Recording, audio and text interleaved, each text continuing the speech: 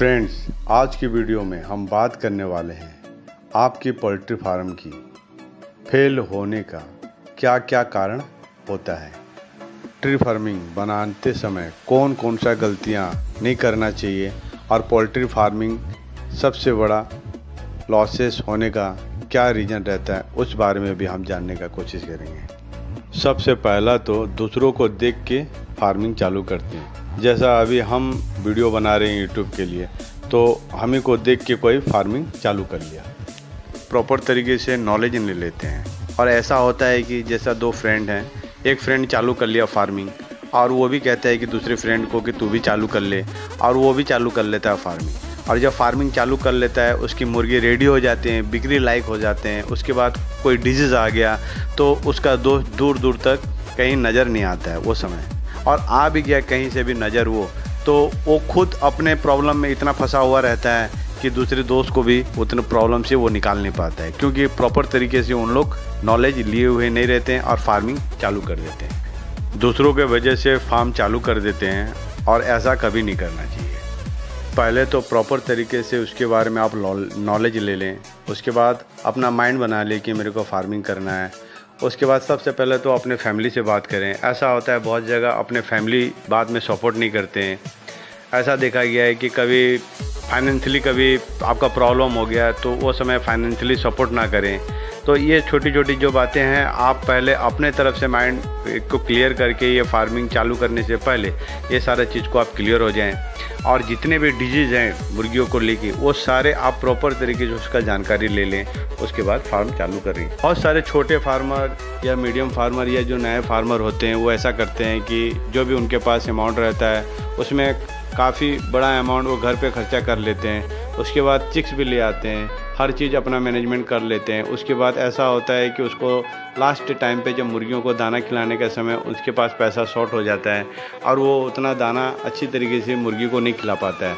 उसके बाद फिर वो मुर्गियों को क्या करता है कि जैसा कोई कुछ बोल दिया कि ये बाहर में छोड़ दो, ये खिला दो, इसको खिला दो, पत्ता खिला दो, कोई साग खिला दो, इस तरीके से बहुत सारे एडवाइस बाहर से लेना चालू कर देता है। और वो फीड का पैसा उसके पास नहीं होने का कारण वो इधर से भी जो बाहर से जो चीज़ मिलता है वो सारा चीज़ खिलाना चालू कर देता है। कोई कहता है फ्री रेंज में छोड़ दो तो फ्री रेंज में छोड़ देता है। ये सारा गलतियाँ करता है, जो कि नहीं करना चाहिए ये सारा चीज़ वो समय। उसके बाद जैसे तैसे आप अपना मुर्गी को रेडी भी कर लिए, तो जब डीलर देखता है कि आपके पास दाना खिलाने के लिए पैसे नहीं है, आपको दिक्कत हो रहा है, तो डीलर भी जो लेने वाले जो मुर्गी रहते हैं वो भी क्या करता है, फार्मर को दबाने का कोशिश करता है। देखता है सामने वाला पार्टी के पास पैसा है ही नहीं है दाना खिलाने लायक, तो मुर्गी को ज़्यादा दिन रख नहीं पाएगा।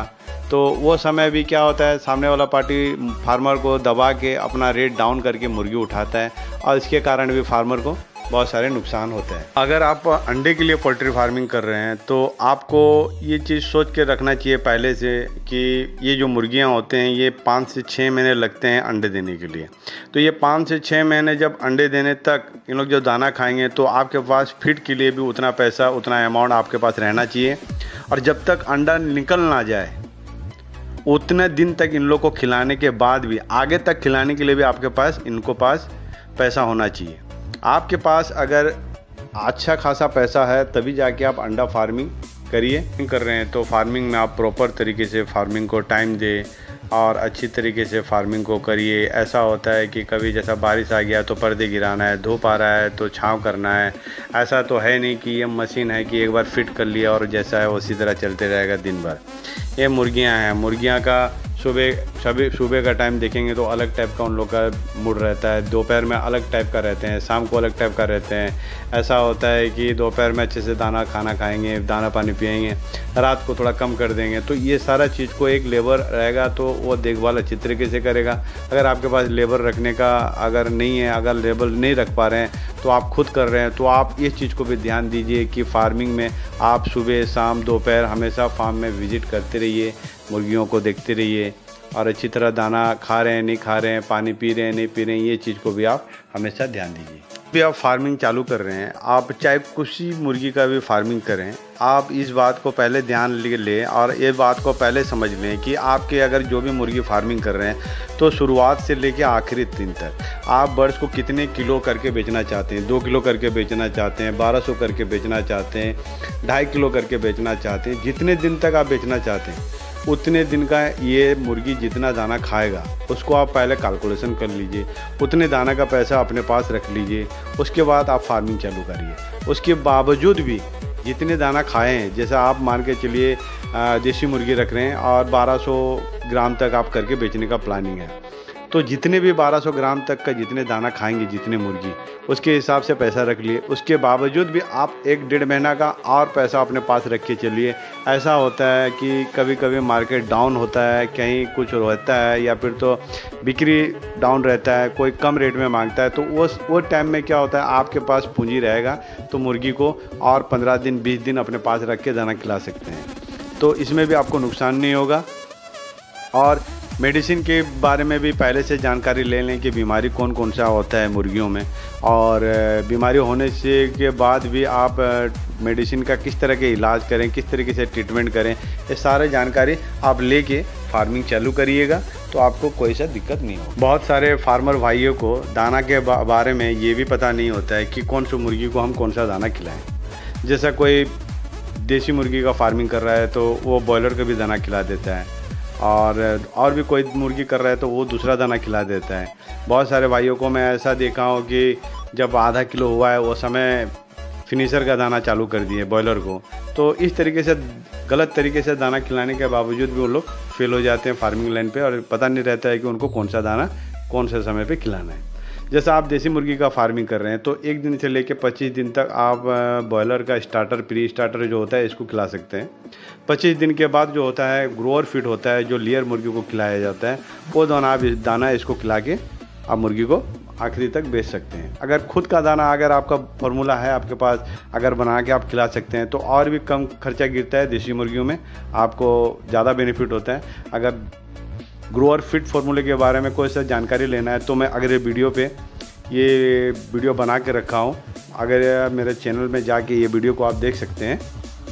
उसके बाद अगर आप अंडे के पर्पस से अगर चालू कर रहे हैं और अंडे के तरीके से फार्मिंग करना चाह रहे हैं और फार्मिंग कर रहे हैं, तो बहुत सारे फार्मर भाई को ये भी गलत फहमी रहता है कि अभी तो मेरा मुर्गी अंडा देना चालू नहीं हुआ है तो मैं इसको कुछ भी हल्का क्वालिटी का दाना खिला देता हूँ, जब ये अंडे पे चालू हो जाएगा तो उसके बाद मैं अच्छा क्वालिटी का दाना खिलाऊँगा।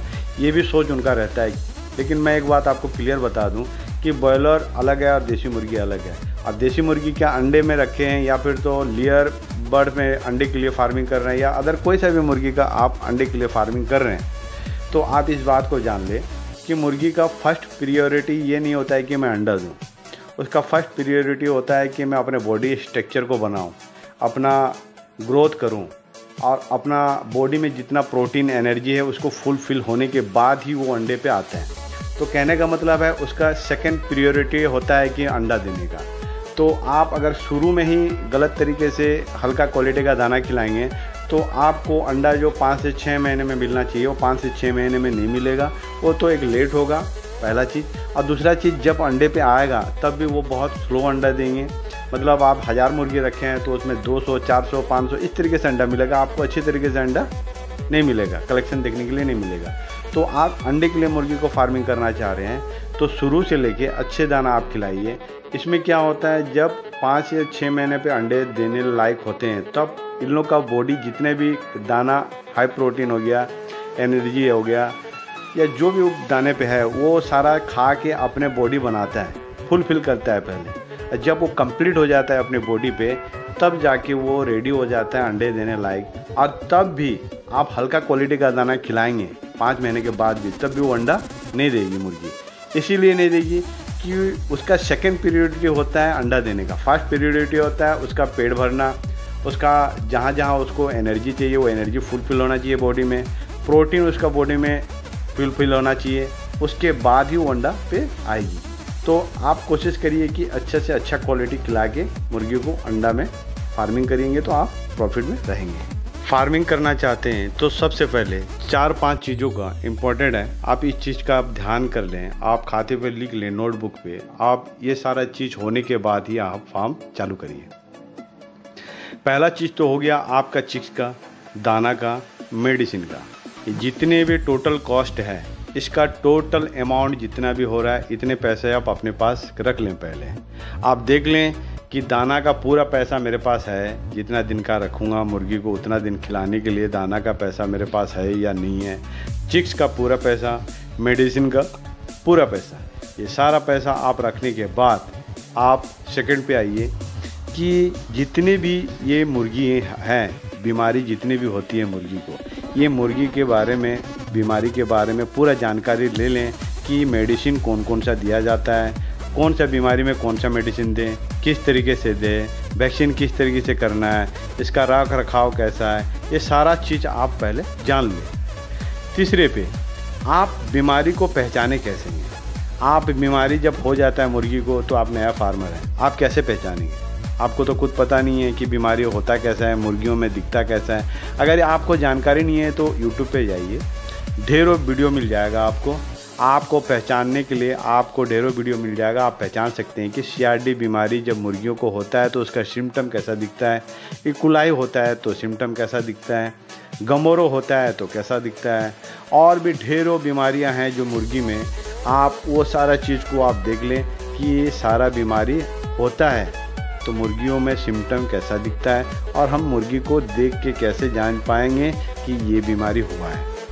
अगर आप बीमारी ही नहीं पहचान पाएंगे तो इलाज आप कैसे कर पाएंगे। आप पहले बीमारी को जानिए, बीमारी को देखिए, समझिए, तब उसके बाद मेडिसिन को ट्राई करिए, तब अपने फार्मिंग लाइन पे सक्सेस हो पाएंगे। ये 2-4 चीज़ें हैं जिसकी कि आप अगर नोटिस करेंगे, अच्छी तरह जान लेंगे तो फार्मिंग अब बढ़िया तरीके से कर पाएंगे। और पैसे के मामले में कभी भी कम मत होना। अगर पैसे कम हुआ तो फार्मिंग चालू मत करना, क्योंकि बहुत जब फार्मर ऐसा होता है कि सारे नॉलेज होने के बाद भी उसके बाद फंड का अभाव होता है, और इसी अभाव के कारण में वो क्या करता है, जब मुर्गी बेचने का समय इसको दाना खिलाने लायक पैसा नहीं होता है और डीलर कम रेट में ले जाता है। अगर दाना खिलाने के लिए पैसा आपके पास होगा तो डीलर जब कम रेट में मांगेगा, मान के चलिए अभी कम रेट है, आप अगर मुर्गी को और 10 दिन रखना चाहते हैं तो आप वो टाइम पे मुर्गी को 10 दिन ब्लॉक कर सकते हैं, रख सकते हैं, और उसको कम रेट में देने से आप बच सकते हैं। जब 10 दिन, 1 हफ्ते के बाद रेट बढ़ जाएगा, फिर अपने मुर्गी को दे सकते हैं। तो पैसे कम होने से फार्मिंग चालू मत करिए। ये 2-4 चीज़ें हैं, इस 2-4 चीज़ें को आप अगर सही तरीके से अपने फार्मिंग लाइन में अगर अप्लाई करेंगे तो आप सक्सेस होंगे। आई होप मेरी वीडियो आपको अच्छा लगा होगा। ये जानकारी दूसरे तक आप फैलाइए, शेयर करिए, व्हाट्सएप पे हो या किसी भी जरिए से हो, और मेरे चैनल को लाइक और सब्सक्राइब करने के लिए मत भूलिए। Thank you.